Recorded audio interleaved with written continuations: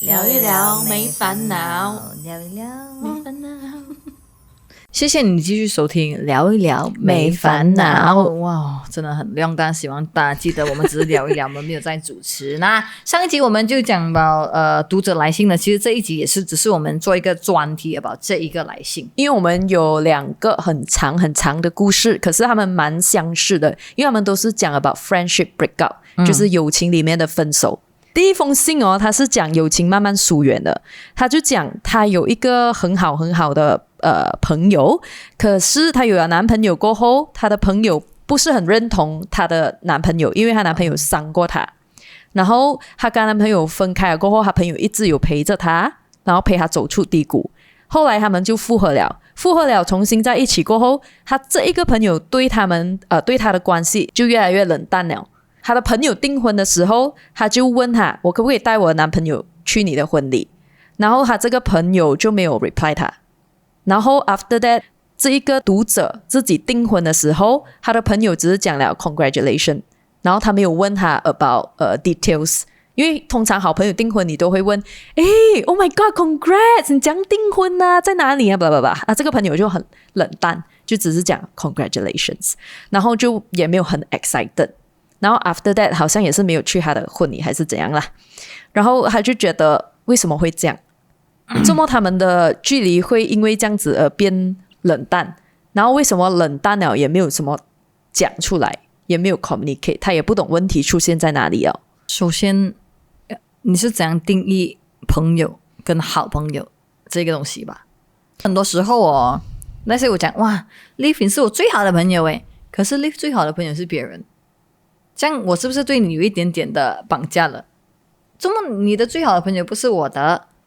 是 Michelle 的？你是说他们好朋友的那个关系需要是 mutual， 需要是双方？如果你这样在意的话，这样如果是 let's say 他在意他订不订婚有没有去啊，这样是不是 mutually 都讲好是那么的一样的在意？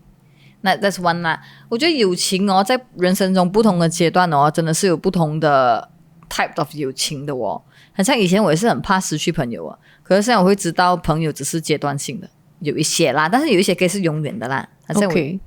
他有讲一句话啦，他蛮 sad 一下，他讲 I'm not sure if she will retract her wedding invitation to me, but I'm quite certain I won't attend. Her birthday is also coming soon, and I won't wish. There is no grand exit, no confrontation, just like that. I lost my BFF, who I thought will be my bridesmaid.就是他是一个断崖式的吧，我觉得他是一个，有时候友情很多时候是这样的哦，有时候哦你会渐行渐远，然后可能你们之间有什么误会又好像没有，然后你也不了解他到底对你做过什么事情，或者是你对他做过什么事情，然后你们就逐渐没有什么交集啊。我感觉 OK， 比如说我自己啊，我也是有这样子的朋友，然后我是 ghost 人家的那一方，我觉得我知道是很不好啦。为什么你要ghost人家？我觉得可以分享一下从小到大的友情吧。就小学的时候没有认知嘛，就谁都是朋友咯。然后可是从小学开始我就有一帮朋友 which is 到现在还是我朋友们 friend 了20多年了，就是我的 hometown 的朋友。就是我觉得大概都知道他们应该是很 forever 了吧，只要我觉得不要讨论到一些利益关系的，因为我们都是一起玩在一起讲心事，可是我们打死啊我们都讲过不要一起做生意的。因为我觉得那个会蛮伤感情的。然后就到大学，我觉得大学就是一个小社会了吧，你就会开始有很多可能是因为利益而在一起的朋友。比如说我的 assignment 很高分，他就要跟我做朋友，所以我们可以做很久的朋友，在大学啦 at least。然后我在大学也是有交到蛮多的朋友 which 有一些到现在还是很好的朋友，还是会 hang out。但是有几个我们在大学很好的哦，就是无话不谈的。出了社会过后开始还是做朋友的，但是我也是有这个情况，是因为现在你到了一个年纪是你会去参加朋友的婚礼了。我觉得我是一个蛮 bitch 的人啊，因为我就没有办法去参加一些婚礼是我不是真的真心祝福的。我觉得婚礼会有一个蛮框着人的东西，就是你一定要找到 a certain amount of 姐妹还有兄弟，就是说那些你的老公啊是一个很 friendly 的人，他有8个兄弟，然后这个女方就要找到8个姊妹，你拍照拍video才会好看。所以你是充数的那一个？我不是，可是我有几个朋友的婚礼是我没有去的，现在目前为止是有3个啦。但我们 once very close， 我可以跟这一位朋友分享一下我的角度的东西啦。有一个朋友是我们做工认识的，然后做工的时候真的是很 friend，可能我是他的 BFF 了，可是我真的没有视他为我的 BFF， 他只是我的 work bestie。可是你们2个都没有讲破这件事情，他也不知情，他也不懂，你没有把他当成是 BFF。我觉得大人的世界就这些东西不需要说破，因为小学就会讲杨佳宁，你是我的好朋友，我就讲那我是你的好朋友吗？然后他就讲是，那我们就一起去休息的时候吃饭。可是到工作的时候哦，比如说有一些人呐，他是把工作上的朋友真是当成是真的朋友，但是很多人他们把工作上的朋友是当成工作过后我就不想再看到你了。那我觉得我是属于那个工作过后我们就是最好就是不要太联系了。可是会不会对那一个朋友有点不公平？因为他可能就是在不知情下不懂你。可是我 OK， 这样我们这个也没说破，当然是我的问题啦。因为他在工作上跟我讲他的心事的时候我会听的 ，and then 过后就这个真的是我的问题，我就不太喜欢他的男朋友、老公啦。我就觉得哇 ，this guy is a red flag， 然后我没有办法衷心的祝福他。then 他就结婚，他就send我 invitation， 我就 OK to go 了。但他就跟我讲要做那个姊妹的阿头叫什么啊 ？Maid of Honor 啊 ，Maid of Honor， 我就很 stress out， 我就左思右想，我就彻夜难眠，我就觉得 Oh my God，Do I really？ 我就真的是对着镜子啊，我就问我自己，今天你去做他的 Maid of Honor， 你觉得你有这个 honor 吗？然后你觉得你是真心的吗？是真心想去吗？我真的不是。然后我就大概在1个月前，我就跟他讲，我就send他一个 text， 我讲 I'm so sorry， 我就讲我真的没有办法成为你这个。我首先我没有答应他，你知道吗？有一些人哦，他真是太理所当然了，他就直接问你的衣服什么 size， 因为你知道吗？做那个 maid of honor还有伴娘，他要买衣服给你的嘛。那我就讲我的衣服这个 size， 他讲买那个衣服，我就然后他也没有 officially invite 我也没有 officially 讲我要做他的 maid of honor。可是他就认定了，就是你知道吗？那天呢我们会怎样，那我就可是那时候我自己很差，因为我不会 communicate， 我不会讲我不想做。然后直到就是1个月前那时候，我就 text 他跟他讲I don't think I'm the one to be your maid of honor, so I'm so sorry。 然后我们就丢掉了，因为这个东西。但前提之下，因为我没有衷心的祝福他可以跟这个人一辈子，因为我就觉得Oh my God, I cannot bless you， 这是我自己的问题，因为我真的蛮不喜欢他的盘的。所以我们过后就真的是丢超到 Pro Max 就没了咯。过后就有另外一个 incident， 就是 OK， 我就可以跟你分享一下，我有做一个 maid of honor of 我一个朋友，就是我大学的朋友。when 他你知道吗？那个感受就是 when 他 ask me to be 他的 maid of honor officially， 他 send 我一个 invitation， 我是开心到流眼泪了嘞。那个 contrast 你知道吗？因为我是衷心的祝福他。那我真的觉得我可以有这个 honor to be 他的 maid of honor， 因为我们 friend 了很久，所以那一个婚礼我是特别开心，我为他上山下海，就是帮他策划完全部的东西。虽然当然他没有要我策划，因为他自己是一个很 good 的 planner。那个是我对 maid of honor 的定义，这个是我自己几百人呐，因为我就觉得 maid of honor 它不是一个你明天得空嘛，你可以做我 maid of honor， 我没有办法承受这样子的东西。我觉得我跟你的观点很不一样就是如果我把他当成是我最最最要好的朋友的话，然后今天他这一个另外一半是 red flag， 我知道是 red flag， 我也跟他讲过，他还是选择这个另外一半的话，我不会因为这样子而生气。我会觉得 OK， 我要讲的也已经讲过啊，你要选择是你的事，你爱他吗？在这个阶段你真的爱他吗？我可以怎样？而且这个是你的人生嘛，我作为好朋友的话，我就是无条件的 support 你。当有一天你被就是他 shoot 啦，不希望啊。可是当有一天真的是这个男生真的是出现我所讲的 red flag， 然后你被伤害的话，至少我还是那个避风港，至少你还可以回来我这边，我还是 fully support 你的。可是如果今天你 break up 了，然后你又要回去这个 red flag， 然后我讲你又不要听的话，我也不会生气。OK， 因为这是你的选择。我澄清一下，刚才我跟那个朋友不 friend 的原因不单只是因为他的另一半是一个 red flag，他自己也是一个 red flag 啊，就是他一直很出卖我。比如说啊，我觉得女生最不能顶的东西就是我跟他讲一个东西我讲不要跟人家讲啊，你知道吗？那一天我就跟他讲一个我觉得对我来讲是非常重大的秘密。Next day 就有同事打过来讲听说你要怎样讲，我就讲 How did you know？他就讲这个人跟他讲，我就这称不上好朋友，我就已经火冒三丈了，我就很生气了，我就我 confront 他，我就问他 Did you tell them about this？ 他就讲他跟整个公司讲了。Angry Pro Max 是啊，这个就不是好朋友啊， break 了那个 trust， 你知道吗？对啊，这样为什么我还觉得你当我是你好朋友？因为对我的定义就是好朋友就是我会 protect 这个人，但是你已经出卖我了。对啊，这样为什么我还要给你情面？我跟你讲，可怜的人必有可恨之处。OK， 这样他就活在他的 delusional 世界里面这样子也是好就是这个事件就让你们好好的断掉对，然后他就独揽他就在 online 就写我怎样没有去他的婚礼啊 blah blah blah， 然后就这样就不理他就好了还有那个朋友渐行渐远，我觉得还有一个原因呢，就是可能你们在读书I don't know 你们的 friendship 是开始，可能在读书的时候是还没有任何的生活条件的影响，但可能如果你没有利益冲突，不一定，有可能是他的人生经历了 something，然后你跟他的三观是不 align 了的。有一些人就是没有办法的好好说再见，他只能慢慢的 fade out。好像我之前有一阵子，如何说再见呢？其实友情 bye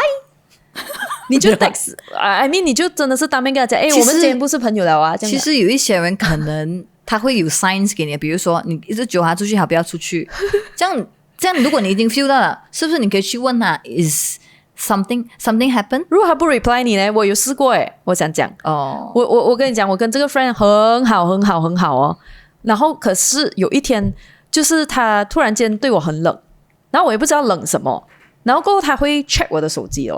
我不懂为什么他会 check 我的手机，可是我就觉得是不是我做错了什么，然后我就 send 他一个很长的 message 问他为什么，可是他没有 reply 我，然后就这样不了了之可是所以我就讲 confrontation 不一定有效，因为如果你去跟他 communicate， 对，有些人就不想 communicate， 他就不想要讲，他也讲不出一个所以然 maybe 他还没有梳理好自己的 thoughts。 之前我有一阵子也是那个 ghost 人的人，这个真的是非常不好。如果另外我觉得你被你 ghost 的那一个人当时来 confront 你，问你为什么他有 confront 我他们有 confront 我，那一阶段是我非常的黑暗的时期吧，我就觉得我整个人是没有办法 structure 我任何的 thoughts。 可是那一时期就有一帮朋友是他们就很想要当朋友，可是我就 again 就跟自己讲，你在他们的身边，你觉得你做自己吗？我就讲我不是， I cannot be my comfortable self。 我觉得这个对我来讲朋友圈里面很重要，那我没有办法做我自己，那我就自己慢慢飞到了我觉得我有一个最讨人厌的点就是一开始当朋友的时候就很 friendly，就哇来我们去这个事，然后突然间我就会可能某一个晚上看了一个文章，就觉得 Oh my god， 是朋友的定义不应该是这样子然后就开始很多 delusional 的 thought， 你会自己想很多。对，我就讲我自己是不是自己，然后我讲不是，然后我就慢慢渐行渐远了，然后就不见了，然后他们就问我so what happened， 然后我就讲不出一个所以然。可是大概过了一两年这样，我就跟大家澄清，我就讲 I'm so sorry 啦， I was not a good friend back then。 我讲因为 I was going through this blah blah blah， 就是有一段他们有原谅体谅你嘛，有体谅 but things will never be the same。对，然后我刚才讲我的 hometown 朋友啊，就是20多年的那个，就有一段时间我读大学的时候我也是不见了，因为我们读大学就没有什么见面了嘛，然后我们一直以来都是很 friend 的，每个星期都会 hang out 的。可是那时候我读大学真的是我太不开心了，然后我就不见了，我也不想跟他们聊天，不想跟他们讲话，然后他们就每天 text 我，差不多每个星期 check in 一次，我都没有 reply 过，可能我 reply 是3个月过后我就 reply， 他们也不放弃，但他们都没有放弃，大概1-2年吧。然后我就1-2年也不放弃，你消失1-2年他也不放弃。我的消失不是来噗不见了啊，而是从来没有再去他们的 hang out 了。哈，这样子他们也不放弃你，到现在还是我的 hometown friend 啊。但大概我毕业了过后，我就觉得哇，我就长大，我就觉得自己是个 asshole， 然后我就去跟他们讲对不起。我讲哇 so sorry， 我那时候真的是一个 bitch，他就讲他们什么都没有问，他就讲 it's okay welcome back。 这个是在我眼里的友情。然后我就那时候我一定哭啊，我就觉得对不起，我这样烂你都接受我 blah blah blah。 我们到现在中间也是会有 ups and downs 啊，比如说很忙啊就没有什么时间。我觉得对我来讲真正的友情就是你很 low maintenance， 可是你知道心里永远有他。对啊，可是有一个点要记得啦， don't take it for granted， 真的是不要觉得这个东西是理所当然的。其实友谊是需要经营的。对，我也觉得蛮重要 to always check in 啦，就是最近你有什么不开心啊，还是我们可以讨论一下我们的 value 是不是有不一样啊 blah blah blah 这样。当然不是每个，有一些朋友我觉得很多不同 type 的朋友吧，不同 type 的朋友，比如说有一些是猪朋狗友，就是你只是去喝酒罢了，就是一起去 clubbing 吧，然后你也不知道他在做什么工啊，那些也可以算是一种朋友，也有可以是打球的朋友，你就不懂他到底其实是单身还是结婚。然后有朋友是可以交心的，就是你有事情你一定会 call 他的，就很多不同 categories 的朋友啦。对，所以这个读者的来信我真的是不懂要怎样去回答。我觉得有一些东西是需要时间的磨练的，你才可以可能去问他才可以回答你。但是我相信呢，东西会发生一定有它的原因。为什么人会突然间变？有可能是因为你的原因，有可能是他生活中在经历事情的原因。也有可能他就是没有办法像你讲这样没有办法过自己那关，觉得可能他陪你走过低谷，然后陪你这么伤心出来了过后，你还是选择回同一个 partner， 他觉得很失望，可能他还没有能力去接受这一个对这个东西啦。有的时候在人生里面可以就是 do nothing， 就是不要去强迫他，有一天他自然会，如果是有缘分的话，是你的缘分的话，你就可能会你们就有一天会释怀哦。对，可能我有一个很好奇的问题想问你们觉得没有朋友的人奇怪吗？你们觉得没有朋友的人是一个怎样的人？没有真的可以聊天的朋友的人，可是他有朋友没有？我觉得他是一个好孤独的人欸。我不明白为什么他没有。他在计划，就是他在计划很忙的计划这一个很重大的东西，导致他真的没有时间有任何朋友，也没有时间去交流，或者是可能他就不想跟任何人类交流吧。可是我很深信 No man is an island 这句话的你很难每天回到家四面墙，然后你就不讲话，然后你就完全没有另外一个人类跟你讲话我好像真的有人是这样子可是他不是完全没有完全没有他就回家之后 gym 吃饭睡觉起来做工，他也没有什么跟我们讲话。为什么？他没有跟我讲话，所以我问不到为什么。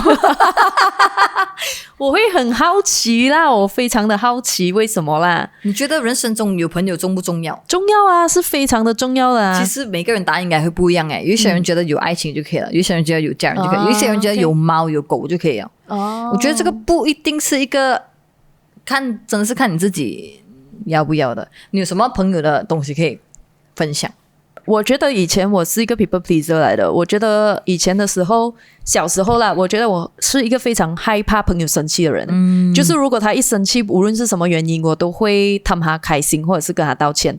然后我不知道我道歉为了什么的。然后我在小学的时候就有发生一个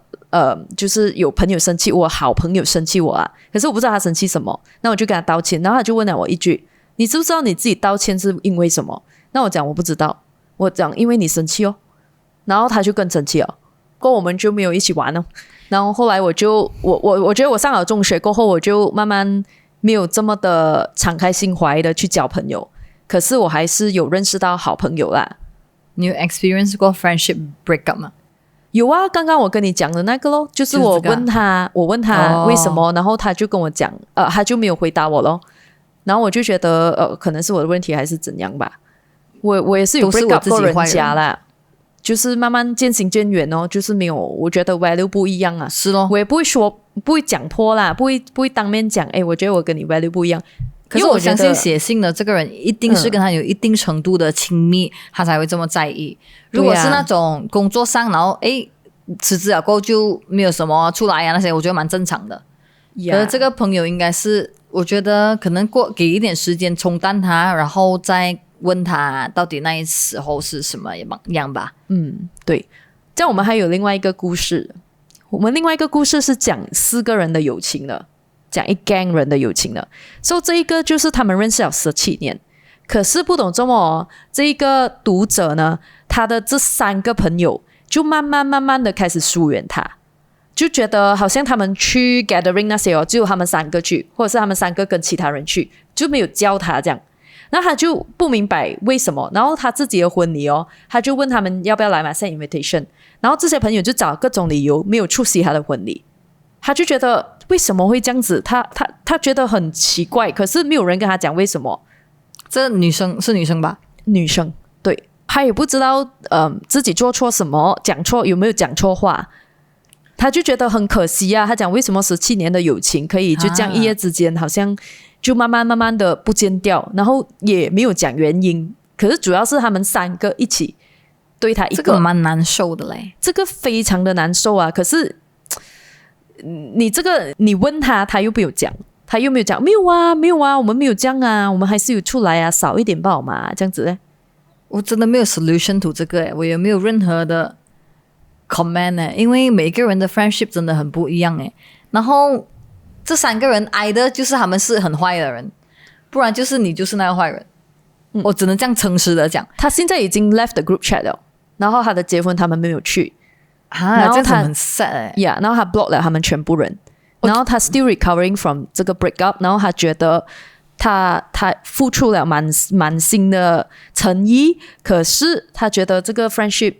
还是这样子，所以他觉得他很 hard to trust people 他很难 make new friends 因为这件事情的发生。可是我觉得在生命中在生活中你可能就是会遇到这样的情况。其实如果我们不能以年份来 measure 也不能以时间，因为如果有一些人是坏人就算你跟他在一起，他睡你隔壁20年啦，他是坏人，他可以 overnight 就 review 的他是坏人了。可是我想问可能会不会是不关坏人好人的事情，只是因为有些误会可能他们4个人在一起，然后可是可能这个读者比较是掏心掏肺的那一种，or 可能讲话比较直接还是怎样，会踩到他们线。可是他们3个都不是 confrontational 的人，他们可能只在他们3个人有另外一个 group chat 的背后就讲，你看他又来了，你看他又来了，很 stress 你明白？因为你知道在学校跟在工作上面就是有很常这样子的小团体，就是你们可能4个人看起来很 friend， 可是那一个被排挤的人他不知道，因为没有人要去跟他讲，也没有人要去做这个所谓的坏人，没有人要去跟他讲你讲话太直会得罪人家，你讲话很 harsh 会得罪人家，或者是可能他就是一个很喜欢 by the book 或者是很长气的一个人，然后可能这3个人都没有什么喜欢，可是只要有一个人带头在这3个人里面讲，喂，你不觉得他讲话很假白咩？他又来了，然后另外2个人又刚好好真实你听到这里的人如果你们有可能曾经被 boycott 过人的人，也是可以去跟那个人讲原因吧。我觉得 that's why 我很 appreciate 有很直接的人。他们不要做坏人，谁会要做坏人去跟你讲我觉得你这样你明白？谁要做那个坏人？真的每个人不一样啦，因为好像我的 hometown friends 我们都会互相讲对方可能他会跟我讲他们叫我 Tini 我觉得你最近真的是有点飘你可以讲话不要这样子，我就会对不起，因为我觉得有 establish 那个 safe space to 让对方讲也自己听，我觉得需要有 establish 这一个 space当然要跟对的人这样如果你们是因为这样子end 的话，其实他可能就 not meant to be 在你的生命里陪你到最后吧。会 hurt 咯，会 hurt 啦，也是会影响到你以后交朋友啦，我相信。他其实可能也没有要我们 solution， 他只是讲他只是想要把他的故事讲出来。可是我就觉得可能这班朋友就不是适合你的朋友吧。可能你是可以留言一下，可能如果你有类似的经验的话，可以留言告诉他，也告诉我们。因为我觉得可能他们3观跟你不一样，然后他们觉得的东西他就没有跟你诚实嘛。其实我有朋友是这样子的，我刚才就是在犹豫我要不要 share， 因为这个会很明显可是我还是要 share 啦。Oh my god， 因为呢我就有朋友是很多年的朋友了的，我有虚构一点点，我怕他知道我讲他就是中学在一起做朋友的，然后到可能最近吧这几年我真的是越看越不顺了。那我们也是经历过 ups and downs， 真的是很多的回忆，可是我觉得还有一直停留在以前我们一起玩的时候。可是我已经是可能已经很多烦恼有不一样的观点比如说你长大了过后，你就会有金钱观，你就会有你的道德观。比如说他们可能是那一种，因为以前小时候你玩人家哇很有钱呢，你请，I cream， 这样子你就会可以。可是现在长大了哦，可能每一餐出去啊都是我给钱哦，然后他就会谢谢老板，谢谢老板，我就越来越不爽，我就会讲哇 brother， 这次应该是到你了吧？没有了，你网红赚这样多，你 on 上。然后我就会 OK 自己慢慢就消化了这些，然后因为在我的这一方面，我会觉得我要讲东西，该讲东西我都讲了，可是你也没有去退让还是什么，那我就自己慢慢 fade out 了。我相信他也不知道为什么 fade out 了，可是有很多这种小小的 signs 啊。然后比如说因为可能做这一行啊，会有朋友是会觉得，如果 OK， 我会有朋友是很 jealous， 然后他会 project 那个 jealousy on 我的身上的时候，就算我沟通讲了不要这样讲啦，不，可是他们还是会一直 make fun， 这样为什么不远离我一定远离啊 ！I'm so done with this。就算以前有很多的 memories 都好啦，那是以前了，我没有办法再去 care 这种回忆然后现在去承受，然后每一次 hang out 我都不是我自己，这样为什么我还要承受？就不要啊！因为你也是会，因为比如说他也是有他工作的东西，然后我也是会有工作，然后你们就会越走越远，就是哇，可能 let's say for example， 你有朋友已经买家了，你朋友已经生孩子了，尤其是生孩子是一个最大的一个 issue 啦，就是 let's say 如果你在这一 gang 啦，全部人都生孩子了，除了你。然后他们每次出来，他们就是讲你记得我给你仔啊，食嗰個奶粉啊，咩，然後你在旁邊就是你還會想要再出去這個 hang out 嗎？他們每一次都在講孩子的東西，他也沒有 include 到你進去，他沒有講像你呢，你怎樣講，全部 airtime 都是在那個孩子那邊，這樣自然而然這個單身的朋友就不會想要再出去了啊。可是我的朋友是這樣就是他通常 80到 90% 的 airtime 都是他在講，可是 I'm okay because 我覺得在 friendship， 在我跟他的那個 friendship 裡面，我是那個 listener， 所以我是願意做那個 listener 的，I don't mind。可是我們到現在還是好朋友啦，就是看你對這個 friendship 的評價是什麼咯。對咯，如果就是我不會介意。對咯，如果以前是一直都是 heart to heart talk sister night 的話，然後突然間這樣子的話，可能我沒辦法接受啊。但如果現在是我的 hometown friend，他們有孩子了，他們就一直在那邊聊，我說 OK， 我就繼續吃我的東西，因為跟他們在一起就是很舒服啊。但是我覺得最大的一個怎樣去 decide 這個 friendship 還 should go on 呢，就是你跟他們在一起，你是做自己嘛。我覺得這個很重要，尤其是到我們的年紀了30多歲我還要在那邊 act like 是咩 ？Tell me more， 我會這樣會很 drain 我的 energy， 然後會很。你那個朋友到底是什麼朋友？你還要 act 的？對呀，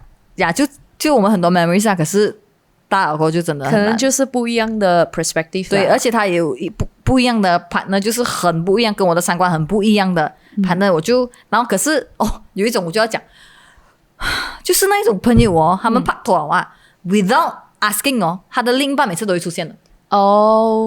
就是你揪他出去，現在我揪你出去了，然後我就講我們要，因為我最近發生了一點東西，可能我跟人家的 sex 啊什麼這樣子，然後我就講你可以出來聽一下嘛，可以啊，然後一出來 hello， 沒有提前講自己 partner 會來，有點沒有禮貌。然後我已經很多次都這樣子這樣為什麼我還要再揪他出去？我已經累了，是然後你又不 get 那個 hint 除非我跟他，因為我已經講到出了，我就講你可以下一次這一次我還要每一次都要講這一次不要帶你的男朋友可以嗎？他講可是等下我們對，然後我跟你這種事情我就不能講我的 personal 的東西我就不想你老公聽，因為我知道回去還是會跟他老公講你知道嗎？在哪裡可是這個前提下我只想跟你講，然後就會很顯這個 part， 然後就久而久之就算了吧，就不要一起 hang out 了，這個我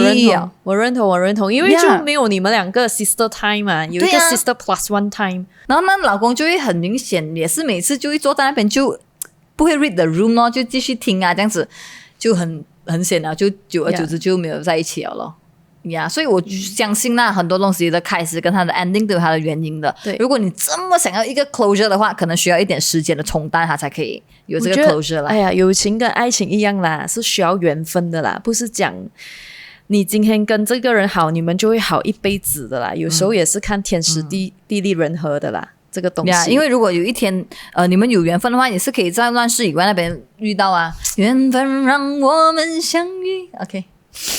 友情裡面還是要有一定的邊界感對 boundaries。 因為我有一個好朋友，他其實蠻好的做到，因為他不會他不會一直問你很 private 的東西，可是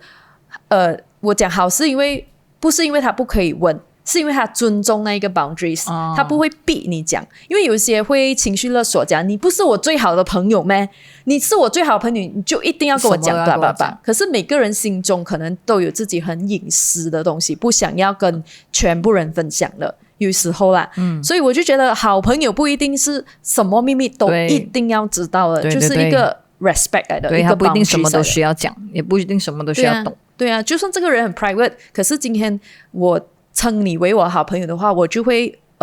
respect 你的 privacy。那你的好朋友定义是什么？我好朋友的定义是我们三观很合，然后我们都能在很久很久没有联络过后，我们还可以聊到很起劲。他有点像是soul mate 的感觉。就他就很能聊天，什么都能聊啦。我蛮喜欢有 deep talk 的朋友啊，我不是很喜欢每一次出去就是either 讲别人的坏话啊，或者是只是聊这个饭好不好吃啊，这种这样子蛮消耗我的能量的啦。可是久久一次我 OK 这样子的局啊。我觉得我长大过后对好朋友有一个新的定义啊，因为我以前每次都觉得好朋友应该是要有 deep talk 的，可是人生中里面你吃饭一直要 deep talk 就讲你知道人生的，我就有点累。我就发现到真正的对我来讲好朋友的定义就是我可以去他的家什么都不讲，然后就瘫在那边吧，然后就很自在的做自己。他想吗？I don't care you know 就是我们很安静也不会尴尬，对我来讲那个是好朋友。OK， 就是那些天我们驾车然后我们没有开音乐，没有开 radio， 然后我们可以很自在的也的确是，因为对我来讲这个是我觉得我到了这个岁数，我应该很不能跟每个人都在同一个空间相处，就是只有我们两个人。对对对对对，我会抠脚趾，我会很害怕那个脚趾会抠出一个城堡，会抠，会抠一个 highway 出来，是会抠。OK， 我只能跟几个人，可以两个人在同一个空间。然后我觉得我不懂现在到这个年纪还有没有啦，就是那个 friendship jealousy 因为通常for example 就是那些我跟你很 friend，然后我的另外一个 gang 很 friend 的人就会很吃醋我跟你很 friend。你有过这样子吗？我有尝试过被人 jealous，就是人家会觉得你跟每一个人都是好朋友，因为我以前小时候没有这个概念，我跟了一个人做好朋友就不可以跟另外一个人这个不是一个概念有这样子的沉沦。我不知道有人会因为这样子而生气可是 after 那一个 incident 过后，我就发现到原来有一些人会很介意我跟你是好朋友，然后你跟他也是好朋友，这样就是他可能你只要有你一个 bestie 这样吧。我很好奇耶，男生的好朋友定义是什么？是我们外面的这个小男生，他就跟我们讲，好朋友的定义就是可以在一起无所不谈，然后很舒服的做自己，很自在。对，可是男子是不是男子有聊天的？也是。你们通常会聊什么？什么都聊啊。所以大家的既定印象对于男子每天只会聊女生聊车是不对的。因为我真的也是蛮多男生朋友，他们会自己聊会聊心事的嘞，他会聊他工作几不顺他会聊他的家庭我觉得男生还是有他们的聊天，可是有一些男生他们带你出去吃东西他们在隔壁真是很阿兵sorry 可能那个 moment 他们就没有想要对啦，没有想要聊到这么深，对，只是想要 have fun， 只是想要填饱肚子。也是那个也是一种友情有一些友情是不说出口的吧。他说男生的 deep talk happens once a year。可是我的 group 里面也是有男生可能因为被女生的影响每次我们出去旅行那些我们都会 deep talk 一下的。是这样男生会一起上厕所吗？会就算你不要上你都会陪他上就算他不要上他也是会陪他上。我不知道会相信我真的相信不是因为 gender 而定义的，对，而是因为个人的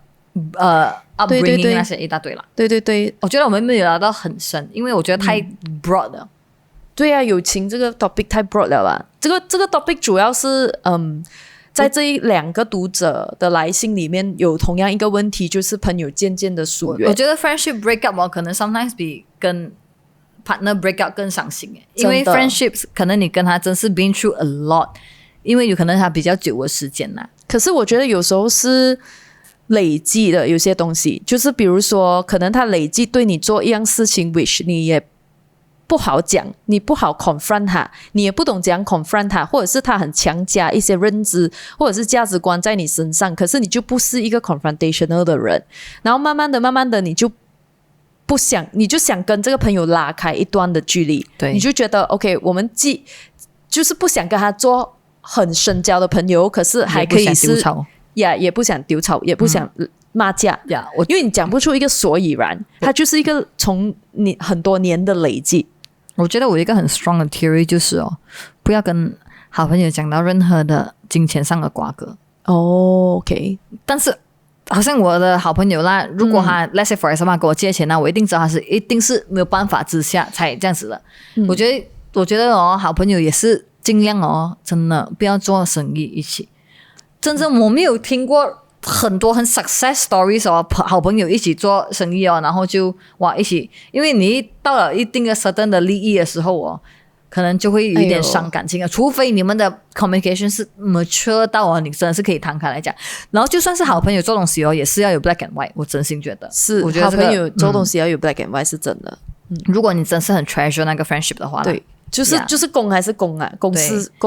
事公办啊。好像我也是有跟好朋友可能做一些小 project 真的是会讲得非常的清清楚楚，因为我太珍惜这一个友情我不可以I cannot lose 这个 friendship 啦。所以讲工作上面成为好朋友我觉得很厉害，因为在工作上面的时候你就是有时候就是要扎针来走，然后可是你跟他很 friend 然后有那个 rapport 的话，有那个很深的友情的话，可是他就会觉得这件事情上面你不可以通融一下咩然后你就会很难做，你就会觉得OK然后但是我没有很喜欢在工作上面变好朋友。好啦，这一集就到这里先了。你们要来信的话，可以在我们的 IG 的那个 link in bio 那边可以按一按然后呢，我们上一集也是有讲呢，可能我们要做一个 offline event， 如果你们有兴趣参加的话呢，可以给我们知道一下。是的，可以留言让我们知道有多少个人参加。没有兴趣也是可以留言讲你们有兴趣，只想 online 听。谢谢你们，我们下一集再见，拜拜，拜拜。